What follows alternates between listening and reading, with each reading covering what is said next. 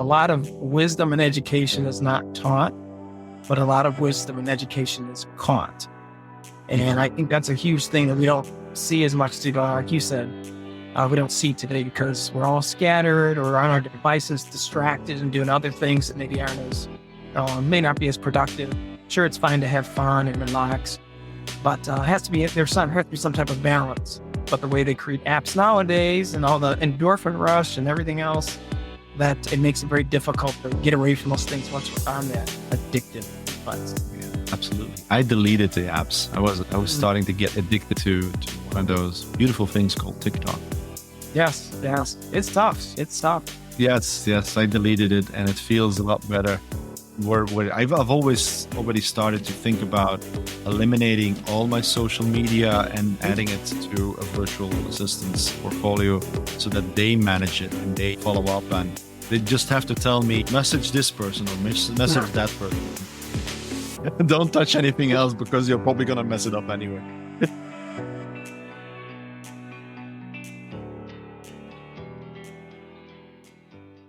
Let me invite you to sit back, drop your jaw, tongue, and shoulders. Take a deep breath, and if you wish, close your eyes for a moment. Feel the beat within.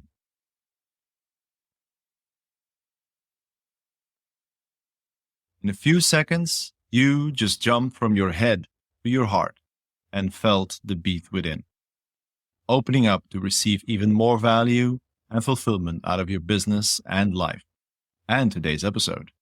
I'm your host, Nico van der Venne, confidant to successful CEO founders, entrepreneurs who are striving to achieve everlasting fulfillment. Welcome to the Everlasting Fulfillment Podcast with our next guest, Cory Dunham. Cory is a public speaker, author, and a faith-based leadership development coach. He also owns a marketing agency that helps companies create thought leadership and grow their awareness through various digital media and content. Cory, welcome to the show. How are you today, my man? Yeah, thank you so much, Nico. Doing excellent. Great. Faith, leadership. Talk us through that story. That's an amazing thing. I recently recorded a podcast episode on faith, not a religious faith, but the faith from within. That was that part. So where do you end up with that beautiful word? Yeah, for me, it really goes back to both my upbringing and what makes me who I am, which is my Christian faith, my belief in Jesus Christ, my Savior. And one of the most interesting things is that time goes by fast, and I'm 55 years old, going on 56 this year. And as I look back, I felt empty in many different ways in terms of I've never really connected with my purpose and what truly makes me who I am. And that's basically saying I've lived most of my personal life and my business life without really talking much or really connecting my faith to it. And I think a lot of that stemmed from the fear of being judged. And I think as I look back on my life, I see the way I behaved and I've held back in many different ways because I felt, I don't want to be judged. I don't want to be made fun of. I want to be accepted. And come to find out, and as I've learned over time through mentors and coaches and the people I've ended up hanging out with, successful business and family people, that I can't be successful if I'm always worried about what 8 billion opinions are of me, rather than focusing on either my own opinion of myself and worth and my family and close friends. So I was focusing on way too many people, and you can't please everyone, as we all know, or at least most of us know. Yeah, absolutely. I feel it indeed. It is indeed something that a lot of us struggle with, especially when you're facing outward, when you have a business or any kind of profession where you show your face for either a product or a service or whatever it may be, even a minister. Absolutely. Anybody who faces the public has this beautiful thing that's called opinions. And I remember from a couple of conversations with a couple of one CEO who was at a point where indeed he was also very very faithful to his religion. It was not the same as yours, but in any case, he had a religion, and he was afraid to actually mention the fact that he was religious. So once he was one of his sources of stability and meditation in his own way. And that was beautiful. The day that he came out with saying, listen, guys, this is how I see it because I've always learned it from this book, etc. And then he came out on a certain moment where I think it was a team building story with high management. And there was a lot of guys who just said, oh, finally, somebody's actually talking about this because we can actually have deep conversations now. It was like this barrier that was broken up in little pieces. Of course, it wasn't the first day that they talked about it. Trust has to be built, but it's a pity because in all honesty, as a human being, we need faith. We actually need that, not only in an external source or any sort, but the faith of believing in. And I always love to say believing in, because the light comes from within, the fire comes from within. It is us who takes the action, even if it's preordained or not preordained. We are doing the action. So that's the steps have to be there. And what you're saying is, synchronizing that with your business. Oh, that's beautiful. Beautiful. Yeah. So what was the key point where you said, okay, this needs to change? Yeah, actually, if I could slightly tweak your question to what were the key points along the way.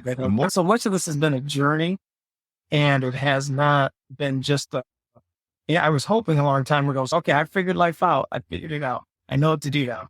But as life changes, all kinds of things happen with family, occupation, the world, a number of different things can happen. So you have to be flexible. And I think having just that growth mindset or willingness to learn new things and willing to personally develop in different areas.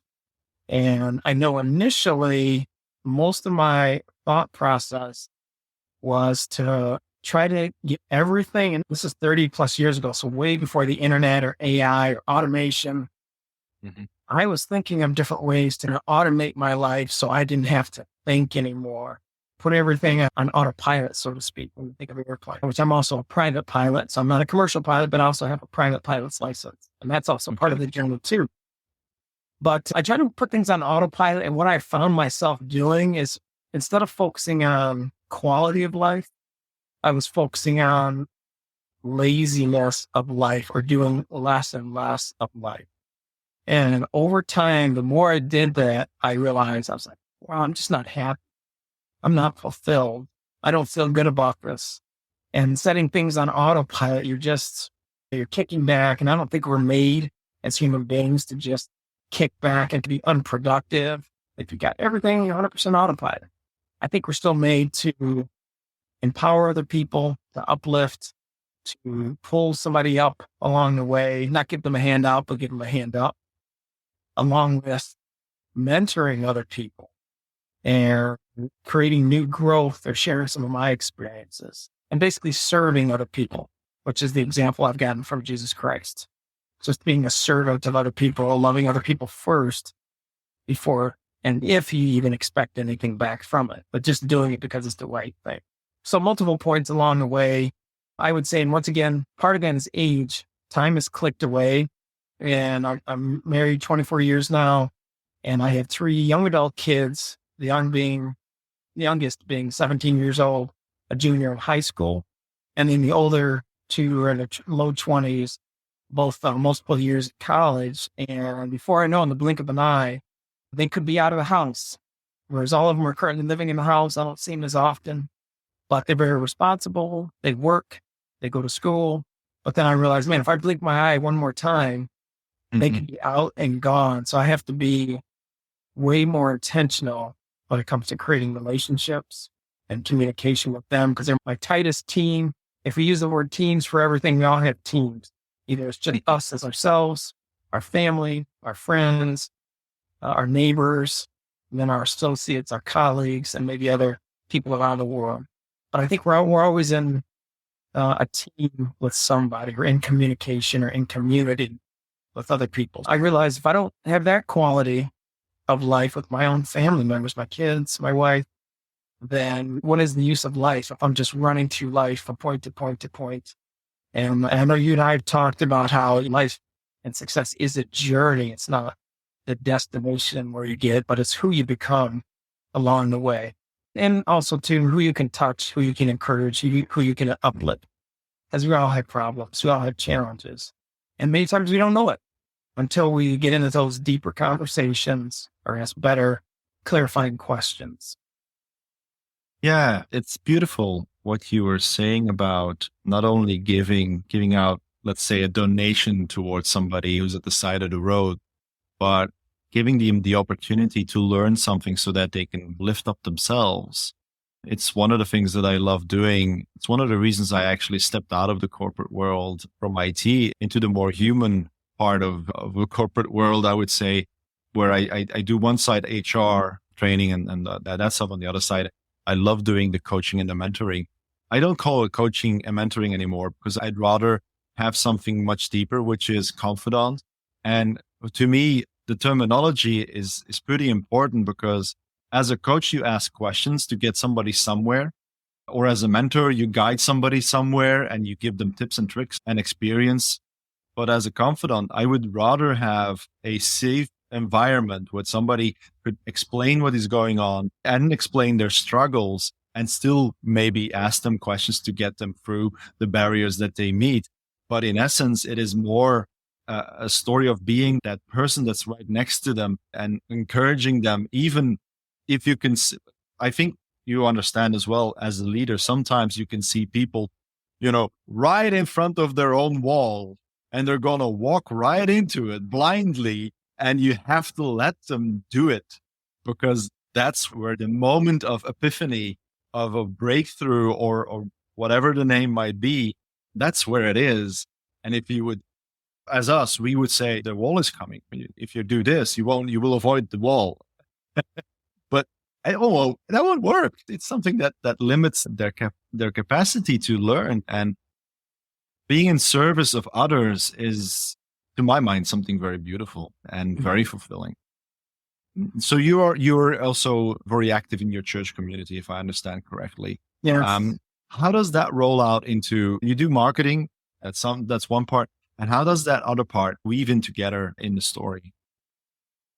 Yeah, I think even just in this last year, my calling and what I feel God has been communicating to me is that some of my old habits and patterns I've got to let go of, and some of my comfortabilities. Because growing up, I used to call myself an introvert.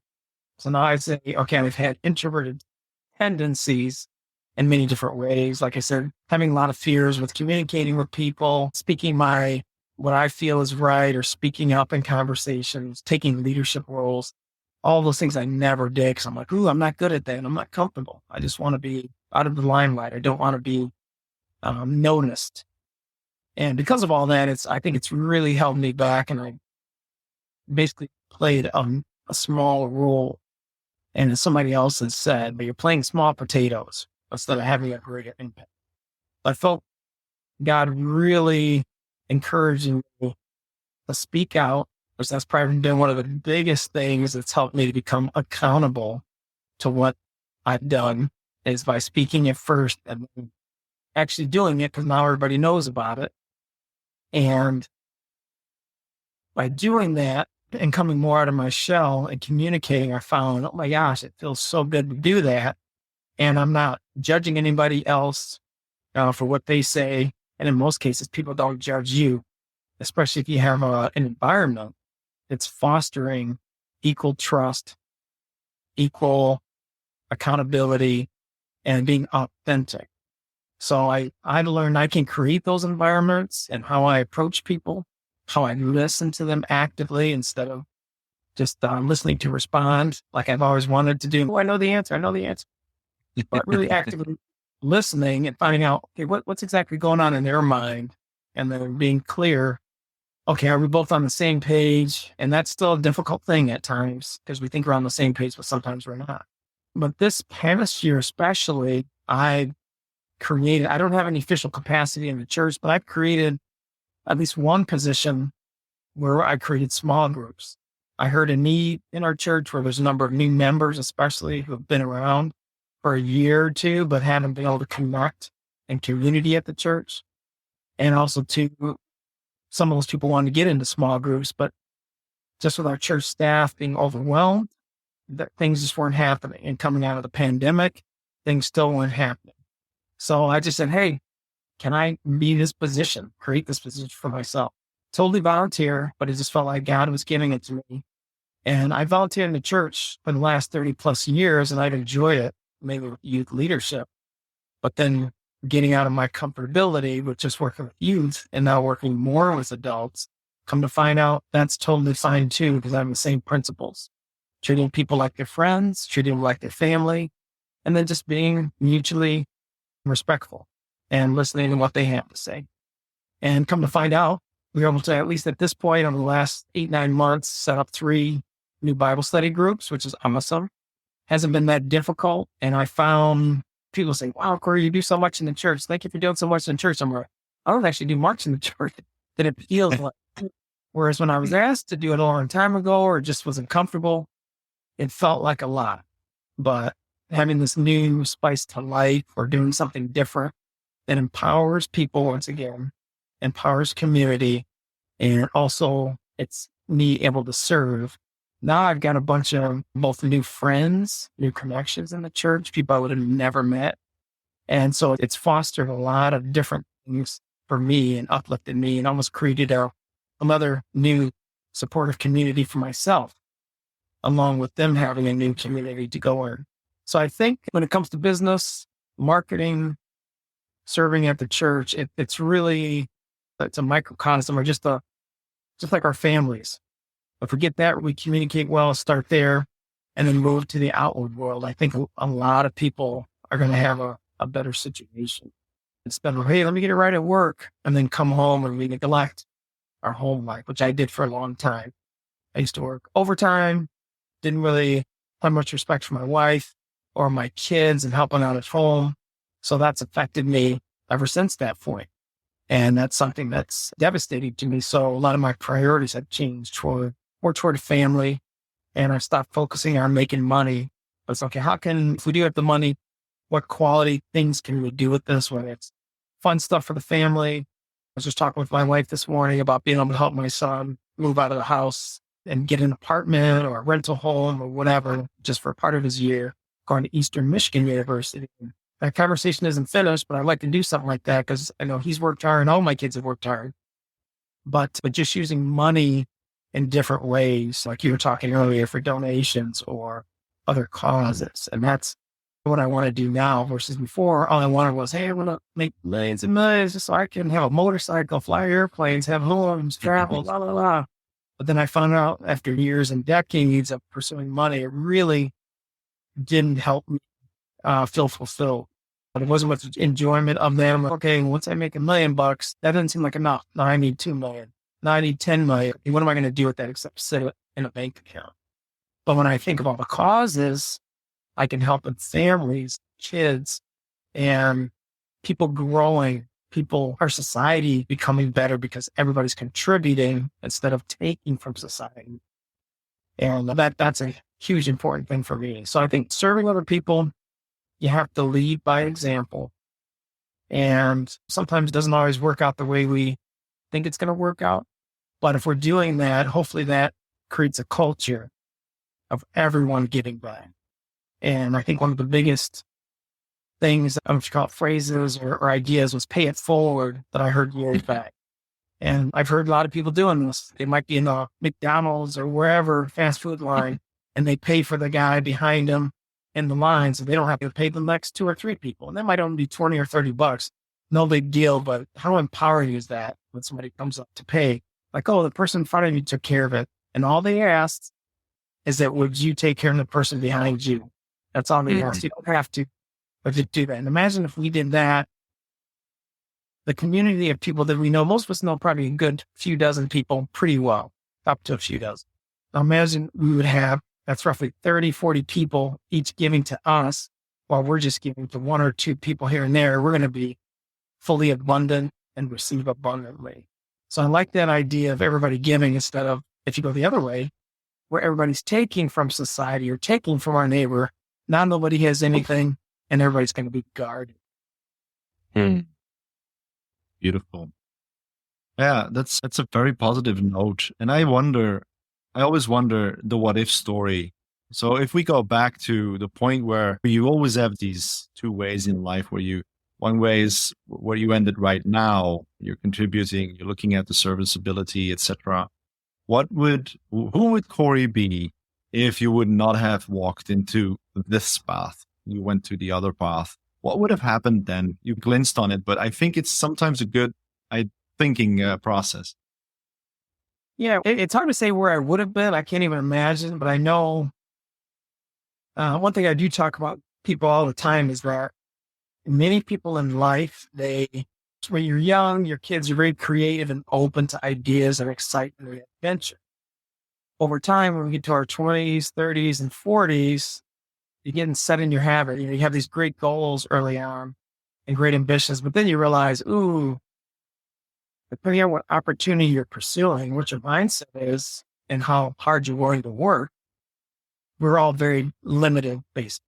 Most people may go into corporate at this point in time. They're working for another company, and there's limits on what you can earn, some of the freedoms, all that kind of thing.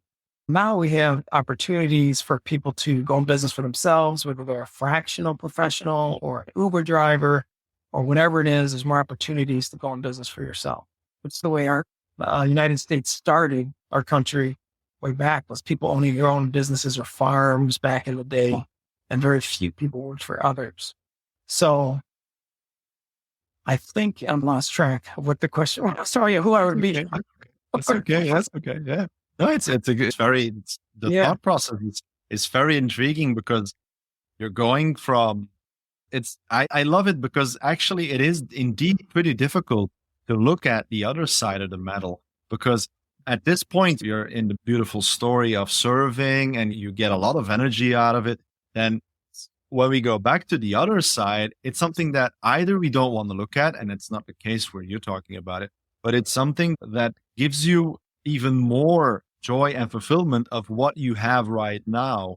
And I love it when you come back to the fact that a lot of opportunities are out there right now for a lot of people to start their own business. Like you say, they can half time it, they can side hustle it, they can do whatever they want and think of, I need that stability. Yeah, fine. Go right ahead and look for that stability and do something else on the side. With all these technologies that we have online, we've got this digital content. Even if you're a creative person and you love painting, you can put that online and somebody might buy it. Where 30 years ago, if you would have wanted to sell a painting, heck, you would have some serious problems because you need an environment for it. I noticed there's in my village here, so we always have these smaller communities in that main village.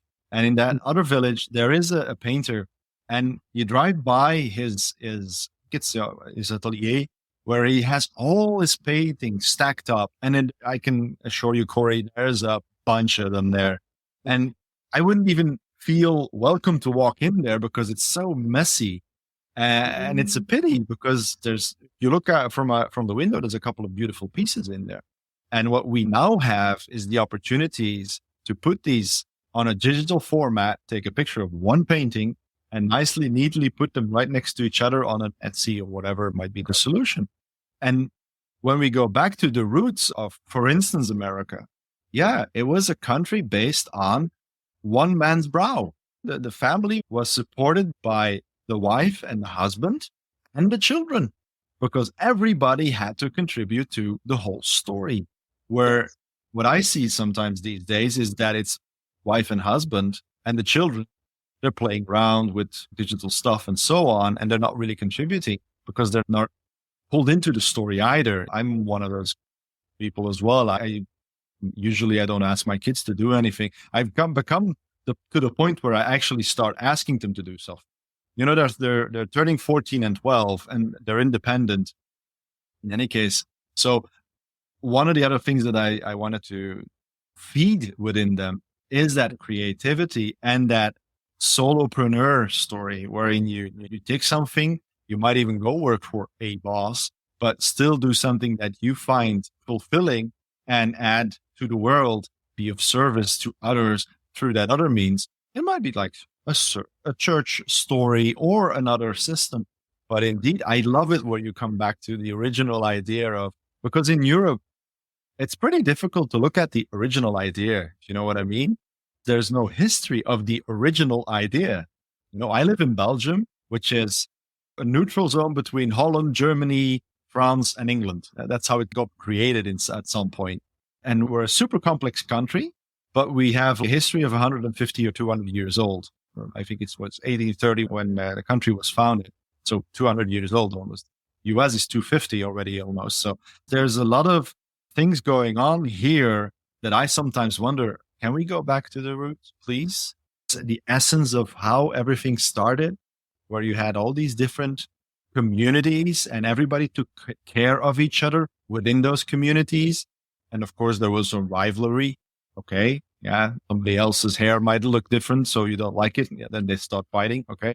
Or you wanted resources from one or the other, but still the idea of that close community. And I'm starting to miss that a little bit, because as a kid, we had other people in our village who came to church on Sunday and told my parents what I was doing as a little rascal, setting things on fire and stuff like that. But fun stuff. But yeah, fun stuff. Exactly. In my eyes at that time, but for grown-ups, it was a little bit different. But yeah, I'm starting to lose that. And I'm starting to see less and less see that, how other people might protect children from themselves. I don't know how that's for you, but I see that these days.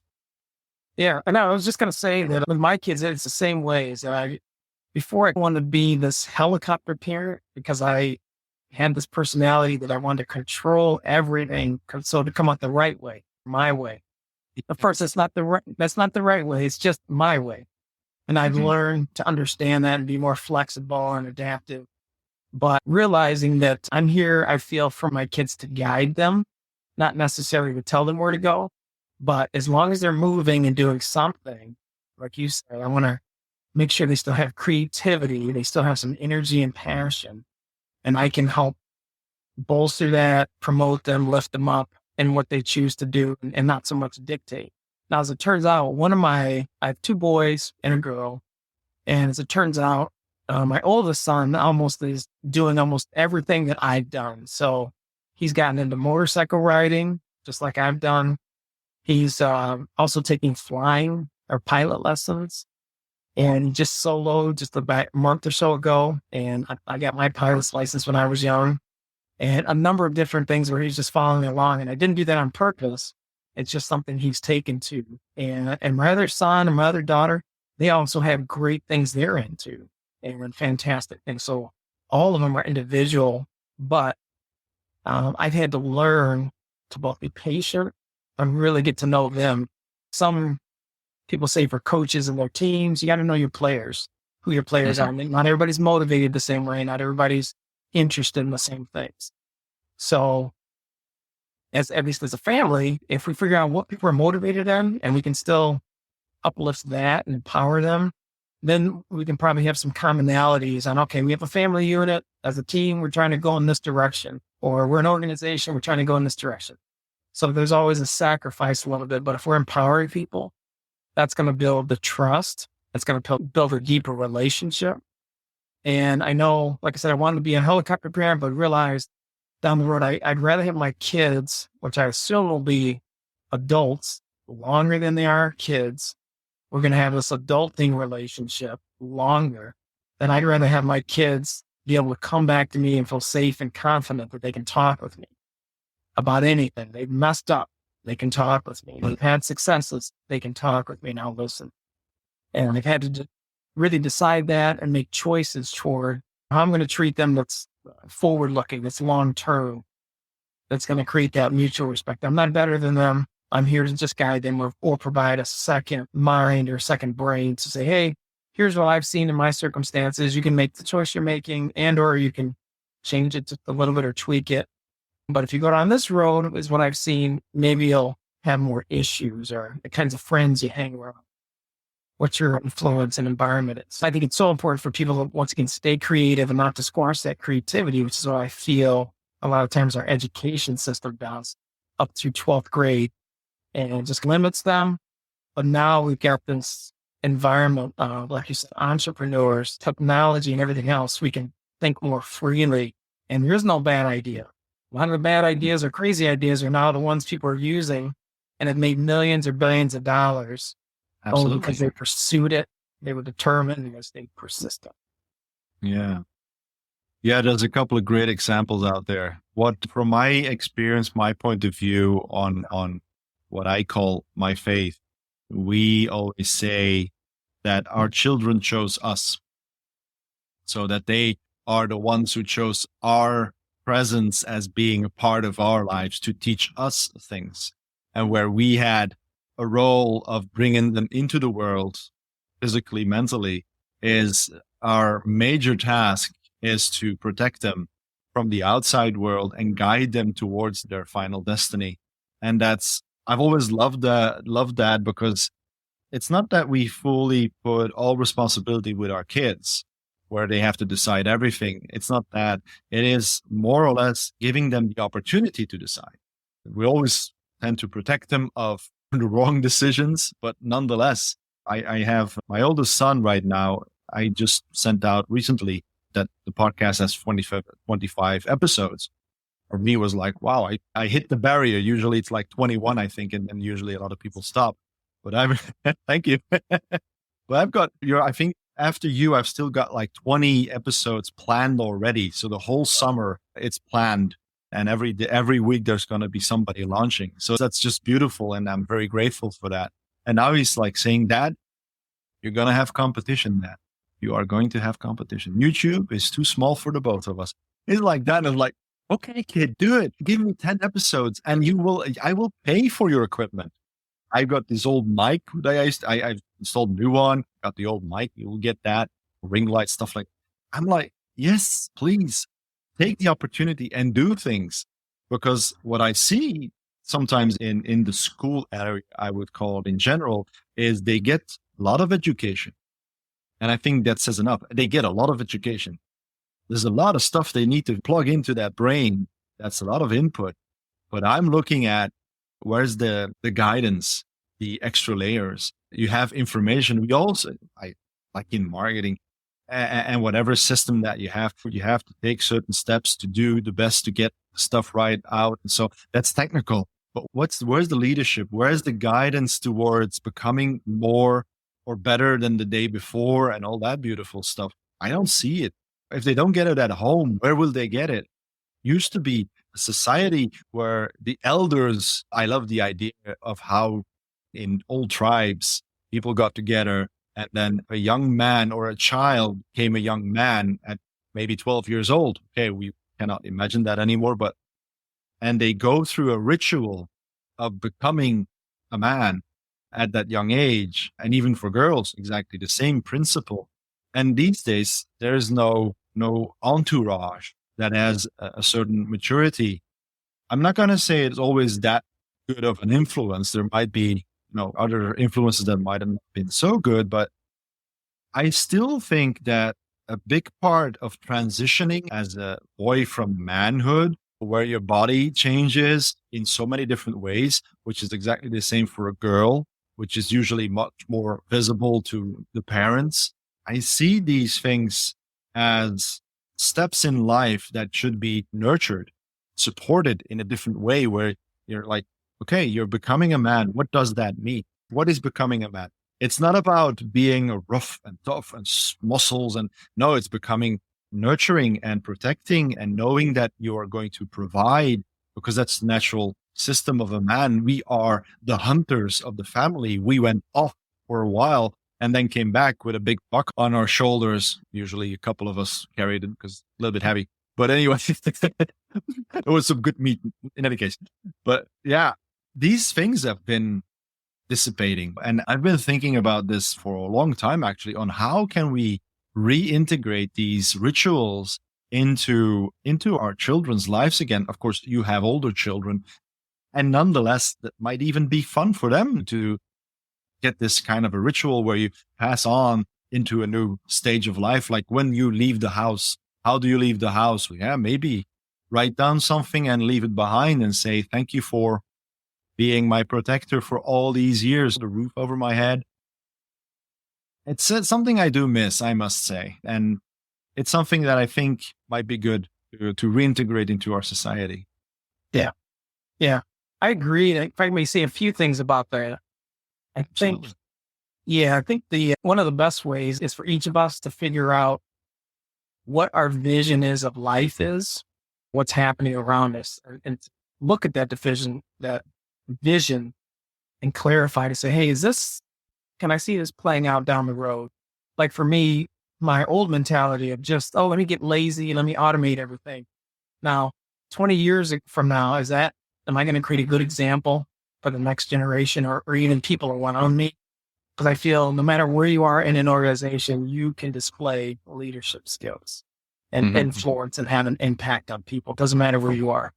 So looking at that vision long term, is that sustainable? Number one. Like I think of in America here, our social security system. It was sustainable maybe for the first 40 years, 50 or 60 years. But now, since we're living longer, the cost of inflation, not as many people putting into that tax system, that's not a sustainable system. And I know for over 20, maybe 30 years now, they've talked about, is this going to last? Is it going to be there for those people who are retiring? So we have to look at, is it sustainable? Then number two, what are some ways I can behave today? What are some activities and mindsets I can behave today so that we prepare the next generation for both, I feel, creativity, growth, supporting everyone, and also to the fact, and I've had a hard time with this, but the idea that there isn't really any competition if you're using your creativity and your brain. There isn't any competition. And then other people like Dan Sullivan, strategic coach, who's been around for maybe 40 to 50 years coaching entrepreneurs, he's talked about then getting to a higher level, looking at your competition, because most people still see competition, but now collaborating with your competition. And that's a high level thing where most people are like, we need to outdo our competition. So if we have higher levels of mindsets and states of being or ideas that are abundant thoughts, abundant mindsets, then I think moving forward, we'll have this idea of mentoring other people, training and up leveling them in one way or another. Just like you mentioned, a multi-generational family that used to be that if you had a grandkid and there was 3 or 4 generations in the household, like there was maybe 50 or 70 years ago, that grandkid could pick up the crumbs just by being in the room. They may not contribute at all, but they can pick up the crumbs from so much wisdom. And so I've heard people say that a lot of wisdom and education is not taught, but a lot of wisdom and education is caught. And I think that's a huge thing that we don't see as much today, like you said, we don't see today because we're all scattered or on our devices, distracted and doing other things that maybe may not be as productive. Sure, it's fine to have fun and relax, but there has to be some type of balance. But the way they create apps nowadays and all the endorphin rush and everything else, that it makes it very difficult to get away from those things once we're on that addictive device. Yeah, absolutely. I deleted the apps. I was starting to get addicted to one of those beautiful things called TikTok. Yes. It's tough. Yes. I deleted it, and it feels a lot better.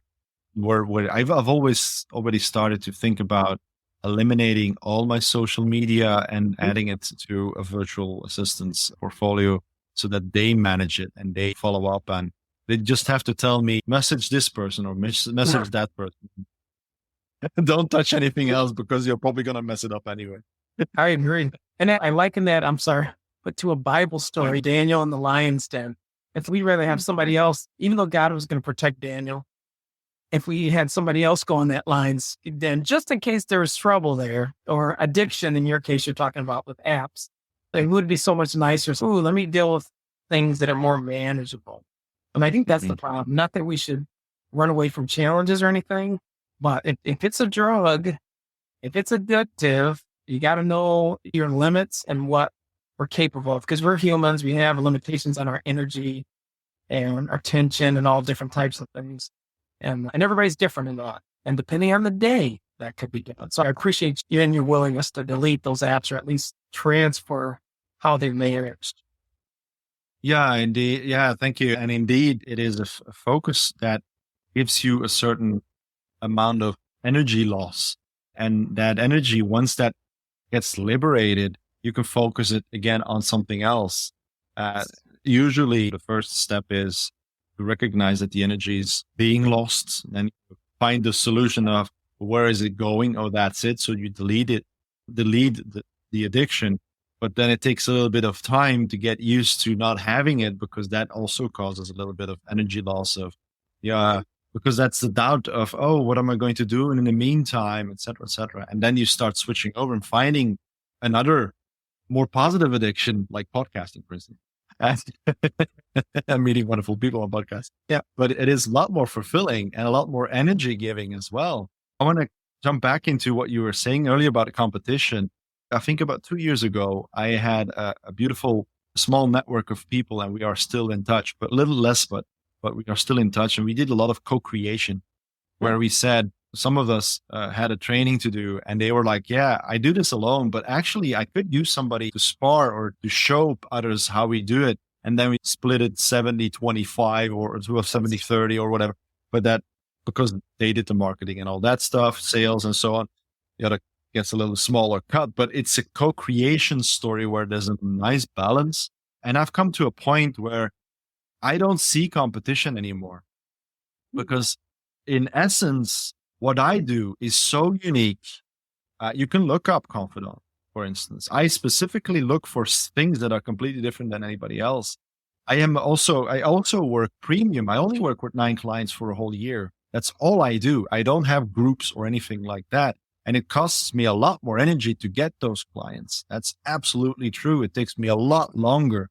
But the beautiful thing is, I have 100% time that is split over 9 different people instead of 100% time split over, let's say, 1,000 people. It gets a lot smaller then. Yeah, a lot smaller. And that's where I love it, because if I have time, if I need time for my client, they send me a message and we jump on a call, or I reply, or we do a Zoom call where we now say, if you're normally coaching, you're like, okay, 2 hours should be the limit. People get tired. No, we continue, because I have had so many cases, and I really have, Cory. The moment that the 2-hour clock hits, you're at the point of a breakthrough. You do not stop. You do not stop. You continue. You just go on, because that's the moment when it counts. And then it's not about that extra $50 that you're going to earn. No, it's about the breakthrough. And that's so much more valuable. And that's why I said I don't have any competition, because what I do is unique. Mm-hmm. It's difficult, absolutely, but it's so beautiful. It's so fulfilling. It's that's a completely different story. So tell us a bit about so you're basically doing a lot of stuff with the church. Are you doing anything specific for other people or companies in company or anything like that? Yeah. So there's one thing. I've attracted a number of coaches for some of the leadership development that I do and / marketing. So I can really coach in a number of different areas, since I've been involved with our business and other businesses, running them for at least our marketing business for over 36 years. I think that it's been of the 44 years we've been in business. So I have a lot of different areas. And that was funny too, because I never thought, what could I teach anybody? What would I know? And then come to find out, there's a lot of businesses that haven't been around for a decade or 20 years or 30 years. And a lot of them were started up just in the last probably 20 plus with the internet and all the opportunities. But it really depends on the customer. And similar to what you said about only having 9 clients, that we don't have as many clients either. So we acted probably as a marketing agency in the past for a lot of the businesses we've helped, but there hasn't been a lot of them. So we try to go deep in quality. Also, not just providing the marketing services, but consulting with them. If they need another set of ears or eyes or suggestion, we're there to provide that. And a lot of that came as the added value. We didn't charge. So we try to give, like I said, treat people like people. And I think that's one of the biggest things, that almost everything that I do, whether it's at church, at home, or in business, is just being respectful. Realize it's human to human. It's not, I'm dealing with this company. No, you're dealing with this person in this position at this company. But treating them as if like they're my family member and I want them to succeed and giving the best I can rather than, like you said, potentially nickel and diming them. A little, oh, here we go. No, just create the value. And I think like you've proven with your business model that if you create the value, you're unique and you're really others focused, and that's going to come back around or you'll be taken care of long term. Cause that's a unique thing too. A lot of companies just want to make revenue and create a business model. And it sounds like you truly want to help people, which is awesome and has a lot of integrity and authenticity to it. It's hard to say what specifically we do for each company, but some is depending on who I'm coaching, it's mindset things we have to get around because we can give them the strategies and activities and we can do them for them as part of our marketing services and we'll get that job done. But if they're doing them themselves, sometimes the boat or the ball drops rather because they're wearing many hats, the people we're dealing with in the marketing department or the C-suite level. And then all of a sudden something new comes up 2 months from now. So now their energy is diverted, their priorities are changed. And then all of a sudden the ball gets dropped even more. So we provide those additional services to help them in the case that they aren't able to do it themselves or they need more time to focus on the priorities of their business. And especially in engagement when they're communicating with their clients or prospects, they know their business, they know what they can offer. They should be the ones talking to them instead of having that outsourced or working with another partner. And so I think that's an important area. So mindset, some strategies. We also talk about environment. Who are you hanging around? What does your physical office or home look like? Is it distracting? Like I'm actually in a actual office building is where our office is. And a long time ago, I used to have suites and everything else in here. And I deal with diabetes and health issues. Some of it's hereditary and probably a lot of it is just how I eat. But now over time, I used to have sweets and cookies. And now I don't have those in there. Now I have yogurt, vegetables, fruits around me in that environment. So I don't look to get up very often to eat those things, but I will eat those things because they're here. When I'm at home, I've got that refrigerator in the pantry and, oh, look at all these sweets. This is awesome. Of course, I got to do a better job of honing in that home environment, but there's more of us living there. But it's really important for the environment. And then, of course, your mindset is that great filter. Your mindset and psychology is a great filter. Early on in my career, my life, it was always about looking at the downside of things, limiting beliefs, and going through that filter. Even though somebody else was successful or maybe was encouraging me and mentoring with something, I'm like, I haven't proven it to myself yet, so it's probably not going to happen. And because I said that, that became a self-fulfilling prophecy. So anything I tried was through that filter. Now I've learned to change what I say, what vision I have of myself. Instead of thinking of myself, now the impact I can have on other people. And then I was going to say even earlier in our conversation that two things that have been very powerful. Number one is when I speak something, hey, I'm going to be a coach. I'm going to achieve this goal. I'm going to travel to this location for vacation. When I speak that to people, that's one of the things that's held my feet to the fire. And also too, the mentoring is probably the biggest aspect, the environment and mentoring, being willing to be a good mentee and a good mentor. A lot of people are willing to help and train and encourage, but I wasn't at a point, especially a long time ago, to listen. Who are they to tell me what to do? Then come to find out, and I've beat my head up against the wall multiple times. I'm like, why don't I listen to somebody else? And I've been given the illustration of, why not have somebody else go through the minefield? If you're thinking of a war terminology, go through the minefield first, and you know what paths and steps they took, and now just follow the steps. And how much time, stress, frustration, and money will that save? Yeah. And some beautiful insights that we just discussed, Cory, and I appreciate your deeper insights and things that you've brought to the table today.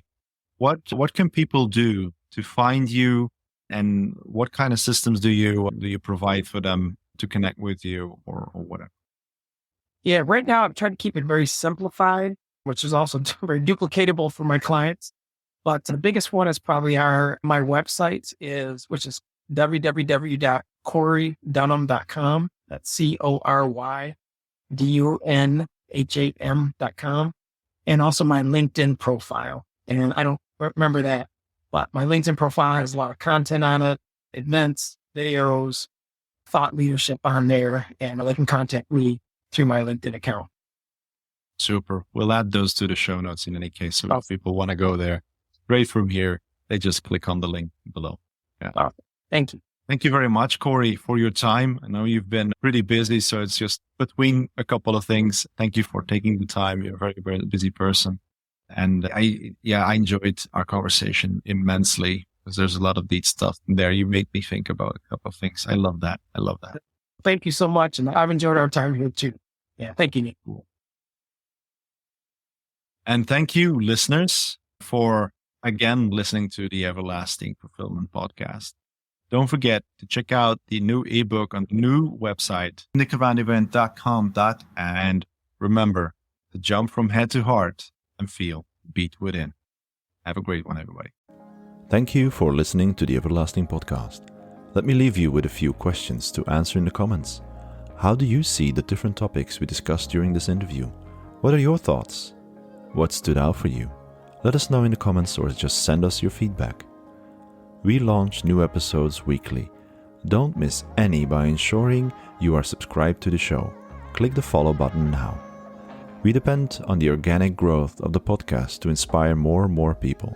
So by giving us a 5-star review and sharing this episode with at least one of your friends who might be interested in the subject, you will significantly help more people become inspired. But more than anything, I am grateful to you for taking the time to listen to the show. If you are also a successful CEO, founder, or entrepreneur who has inspiring words to say, feel free to contact us for an interview at contact@nicovandevenne.com. Thank you for listening. We will see you again soon with more inspirational conversations on achieving everlasting fulfillment.